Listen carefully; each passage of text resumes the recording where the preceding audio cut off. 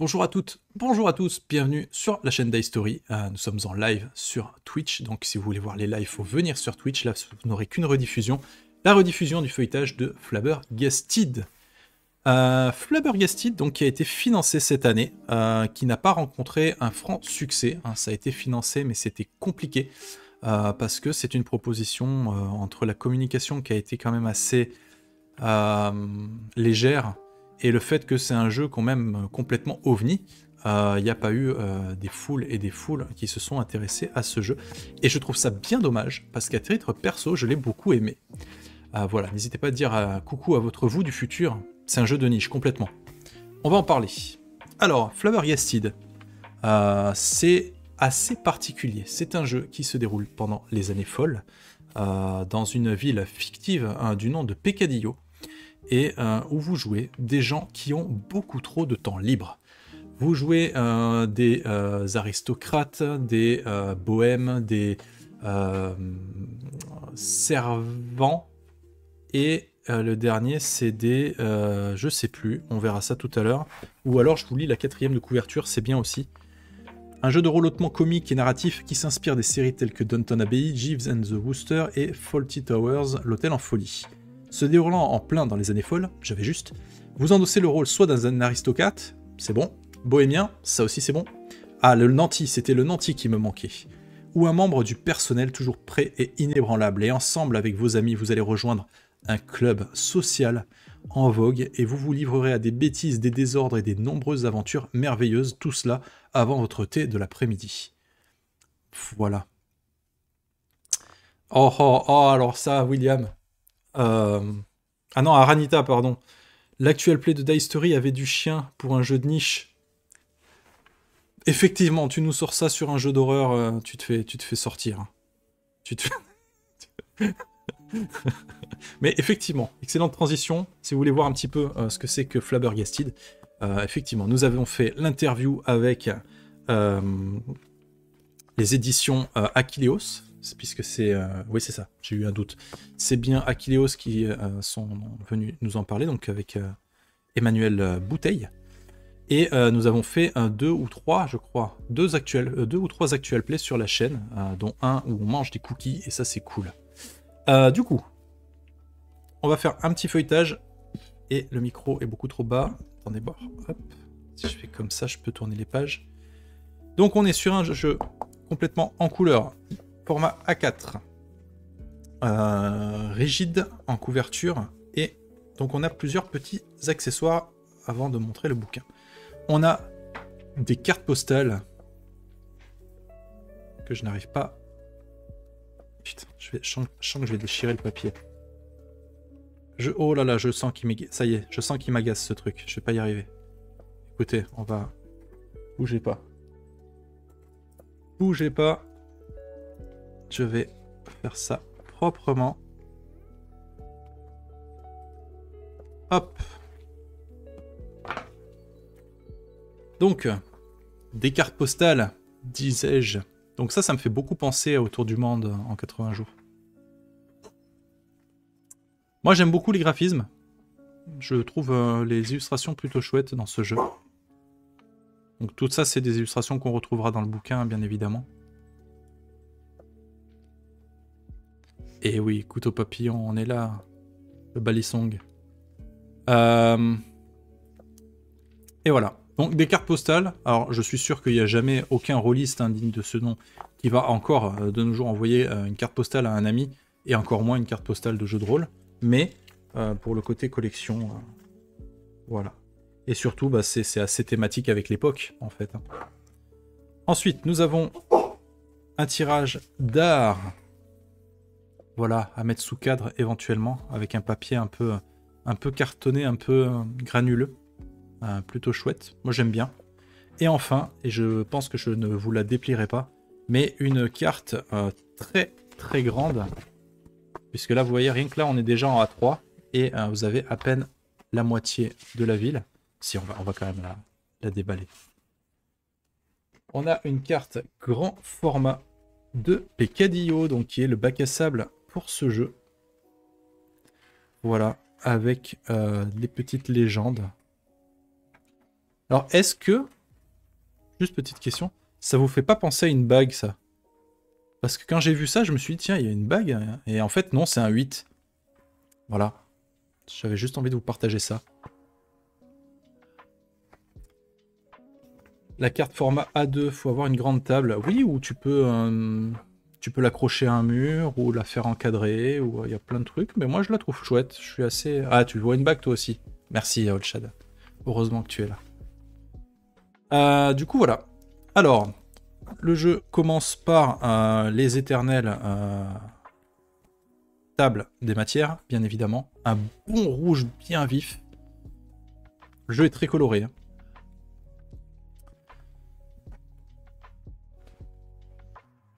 Hein. On commence par faisons connaissance, donc c'est quoi le jeu de rôle? De quoi vous avez besoin? Il vous faut des dés, etc. Avant de commencer, ce genre de truc. Le cadre, on vous parle du cadre de la ville de Pécadillon. Le ton d'ensemble, hein, on rappelle, c'est un jeu qui se veut narratif, qui se veut léger. Il n'y a pas de mort, il n'y a pas de drame. Il y a du drama, mais il n'y a pas de drame dans ce jeu. Donc vous jouez vraiment des personnages qui sont fortunés, qui vont s'investir dans un club et essayer d'augmenter sa réputation, mais toujours dans le côté fun, dans le côté loufoque. Voilà, c'est très très léger comme jeu, quoi.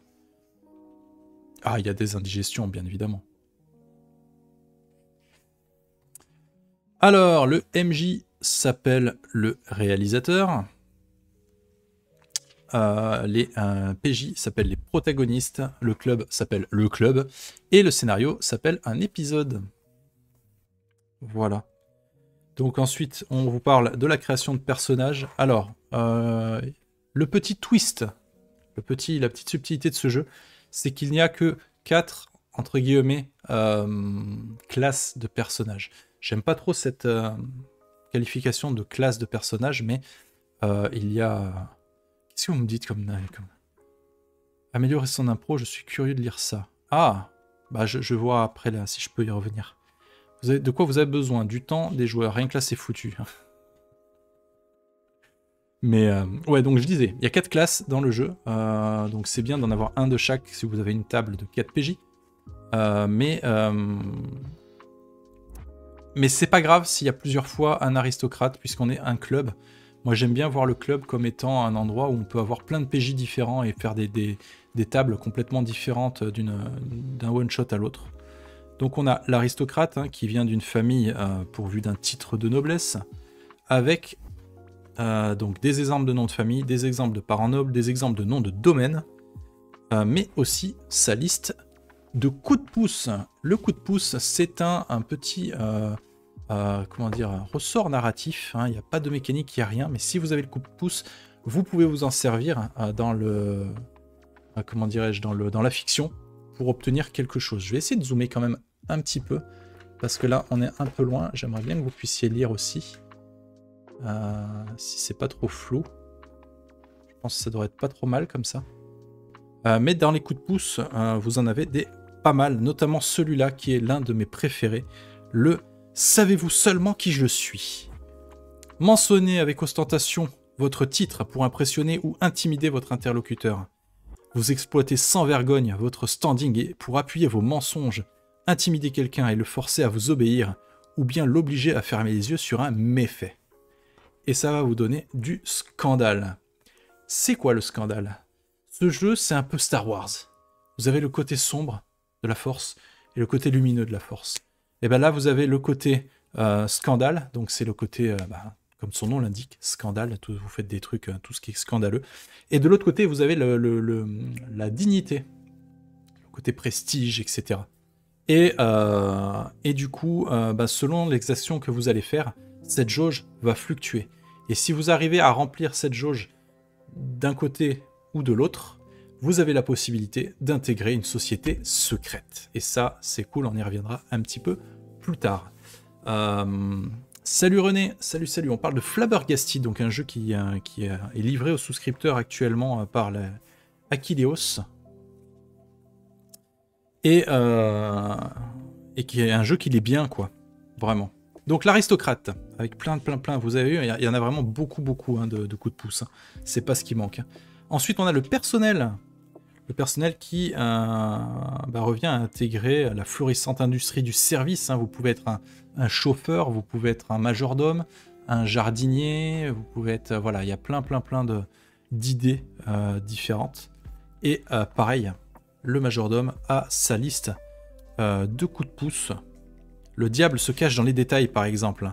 Vous êtes passé maître dans l'art du sabotage, modifier et réagencer de subtils détails pour provoquer de fil en aiguille diverses mésaventures ou mettre quelqu'un dans l'embarras sans attirer l'attention sur vous. Vous pouvez jouer Alfred sans le côté super-héros de Batman, quoi. Et ça, c'est cool. Ensuite, nous avons le nanti, le ou la nanti. Donc, vous pouvez être un riche héritier, un médecin, une prof, un étudiante à l'université, voilà, quelqu'un qui a de la thune et qui fait pas grand-chose de sa vie, on va dire. Et qui là aussi arrive avec ses coups de pouce, comme par exemple rafistolage. Vous vous êtes formé à la noble profession de médecin, et si vous ou l'un de vos amis recevez l'état esquinté ou blessé, vous pouvez rafistoler la victime et faire revenir au cran supérieur ses points de vie, en gros. Voilà, salut Kiefer, salut. Clac. Alors, Flabbergasted comme jeu, c'est un jeu d'enquête, c'est un jeu marrant. En fait, c'est un jeu fun où vous jouez, donc comme je disais, des gens de la noblesse dans les années folles qui vont avoir un club. Ça peut être un club de n'importe quoi. Hein. Nous, on avait fait un club ganin sur Die Story, mais vous pouvez avoir un club de lecture, un club d'amateurs de café ou de thé, ce que vous voulez, ça n'a pas trop d'importance. Et le but, c'est de vous mesurer aux autres clubs, de gagner en réputation en vous lançant différents défis comme ça. Donc on n'est pas vraiment sur un jeu d'enquête, il n'y a pas de mort, il n'y a pas de... Voilà, on est vraiment sur un truc très léger, très simple. Et enfin, donc le quatrième personnage, c'est Bohème. Donc des vagabonds, des aventuriers, des voyageurs, des stars, voilà, ce genre de choses. Et pareil, viennent avec leur liste de coups de pouce. Je vais avancer un peu parce qu'on va pas non plus y passer la journée. Mais donc quand vous créez votre personnage, vous choisissez votre archétype, le nom, le prénom de votre personnage, sa profession, son titre, sa situation relationnelle, parce que ça, c'est drôle à jouer. Et une petite description. Ensuite, on va y choisir un petit défaut, parce que c'est marrant d'avoir des défauts, et c'est juste RP. Non, par exemple, si vous jouez le défaut fêtard, vous détestez rater les bons moments et vous devez participer à chacune des fêtes, voire parfois à plusieurs fêtes en même temps. Et donc ça, à jouer, c'est marrant. Ça, c'est marrant. Salut NPC, salut Thorfinn, coucou, bienvenue. Les origines de votre personnage, et on va parler quand même rapidement du système, puisque oui, il y a quand même un jet de dés, c'est un vrai jeu de rôle. Donc vous avez plusieurs stats. Vous avez la stat audace et persuasion, culture et étiquette, méninge et clairvoyance, et enfin créativité et passion. Voilà, ils sont... J'essaie d'avoir un peu de place ici. Donc audace et persuasion, c'est la confiance en soi du protagoniste, sa capacité à réaliser des démonstrations de force et celle de convaincre ceux qui l'entourent qu'ils sont en sécurité. Ensuite, on a culture et étiquette qui représente l'éducation et les bonnes manières. On a méninge et clairvoyance qui représente l'astuce, l'intelligence et la vivacité d'esprit. Et enfin, on a créativité et passion qui représente la passion, la représentation passionnée et créative. Et le système est très simple. Vous avez des petites cases comme ça avec vos différentes compétences. Et pour chacune des cases qui est grisée ou colorée, vous avez... un des 6 à lancer. On se rapproche un petit peu du Free League. C'est-à-dire que vous allez lancer, donc par exemple, si je fais un jet d'audace et de persuasion G2, je vais lancer 2 des 6, et tous les dés qui font 5 ou 6 sont des réussites. Sinon, c'est un échec. Voilà. Fort heureusement, vous avez une espèce de pièce de chance qui va vous permettre de faire des jets, de les relancer, ce genre de truc.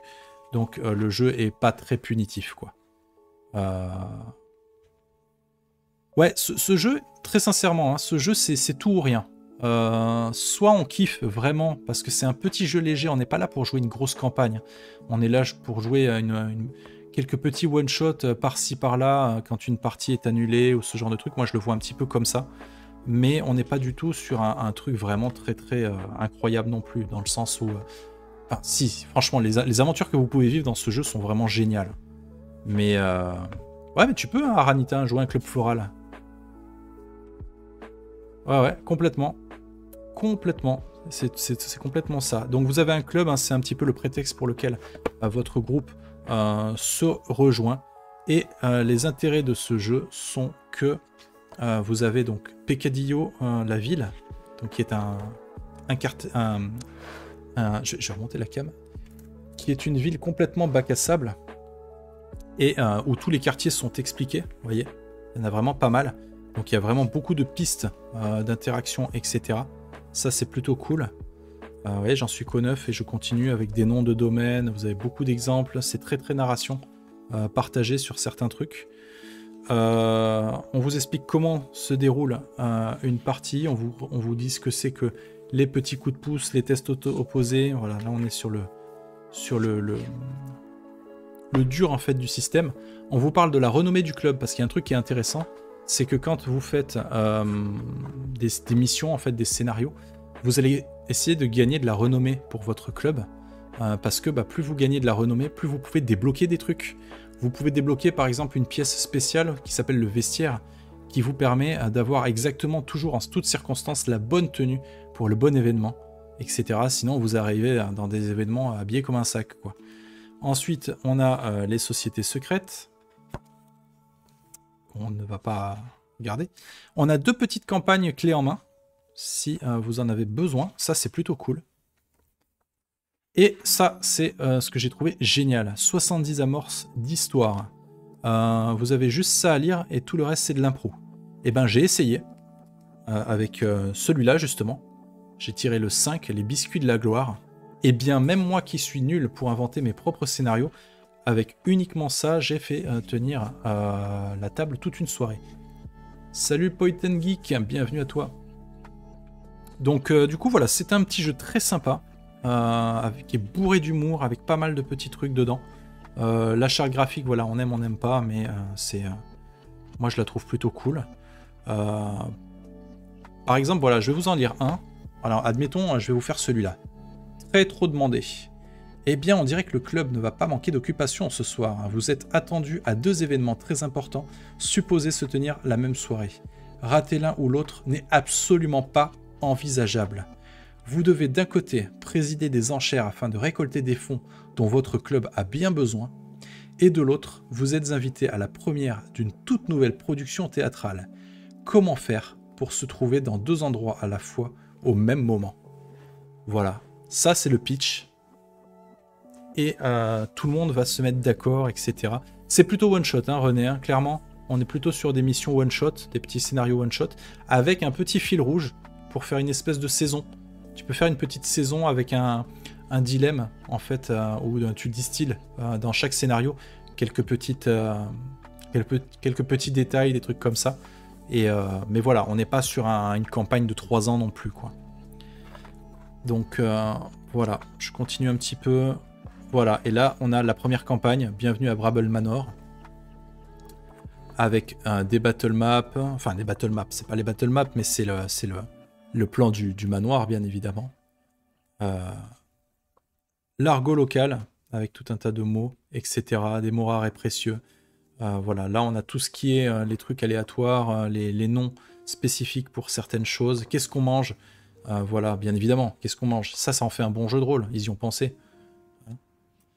Les tables aléatoires pour le professeur Kiefer. Regardez, il y en a plein. Et enfin, les contributions, les fiches de personnages. Et des petites aides de jeu à la fin. Donc ça, ce sont les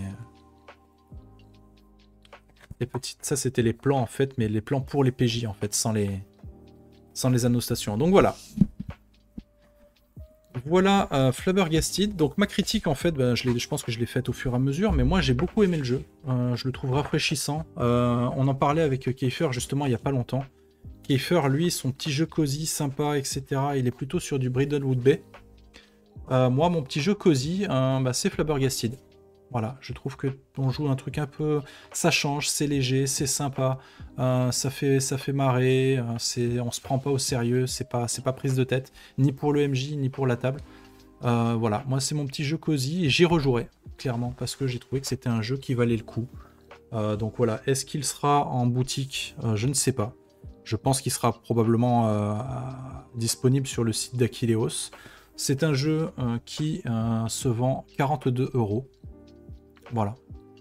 Et qui est plutôt cool. Voilà, si vous y avez joué, si vous connaissez pas ou si vous avez tout simplement des commentaires à faire, n'hésitez pas, mettez-moi un petit commentaire sur cette vidéo. On n'oublie pas le petit pouce, le partage et l'abonnement surtout. Et je vous dis merci beaucoup et à très bientôt pour d'autres vidéos. Ciao tout le monde. Et voilà, ça c'était pour YouTube. Mais je vous garde un petit peu encore avec moi. Le temps de me préparer pour la suite, ce que vous attendiez en fait. Parce que vous vous en foutez de Flabbergasted, vous voulez du Cthulhu, hein? C'est bien connu. Cthulhu, il y a toujours quelqu'un, mais dès qu'on essaye de faire autre chose, il n'y a plus personne, hein.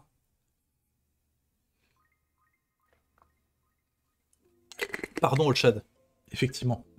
Tu voulais qu'on regarde la partie impro, vite fait. On va regarder la partie impro. Alors, il faut que je la retrouve. Bon, ça devait être au tout début. Je regarde si c'est écrit. Améliorer son impro, page 17. Tiens, je te remets même le... Regarde. Page 17.